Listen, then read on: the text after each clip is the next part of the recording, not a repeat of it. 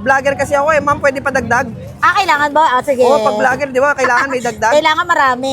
Ayun. Naglalakihang baga ng oink-oink, inadobo muna bago prituhin. Hello ma'am, magandang hapon. Ano yung binibenta mo ma'am? Baga. Baga ng mama mo. Magkano yan ma'am? 20 pesos sa maliit nating baso. Sa malaki 50. Sa styro 100. Ma'am, saan mo binabad yan? Inadobo natin siya bago natin iprito. Inadobo. Para tanggal lansa. Sige ma'am, tikman ko yan ma'am. Tikman ko yung pa-order ako ng 10 pesos.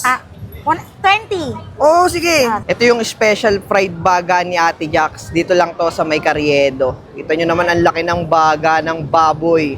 Tapos inadobo, tikman natin. Ang nagdala din talaga sa kanila yung suka. Tapos ang laki oh. Ooh. 20 pesos lang yung ganito. Tapos meron ding 10 pesos tsaka isang styro. Tikman ulit natin. Madam, anong oras ka nag-open dito? 12 na ng tanghali. Hanggang anong oras? 7 o'clock ng gabi. Monday to Sunday. At Tuesday to Sunday. Pahinga ng Lunes. Day off ang Monday namin. Rampa muna, rampa. Saan kayo located, ma'am? Dito sa Carriedo, corner Stero Segado. Okay, thank you, ma'am. Thank you po.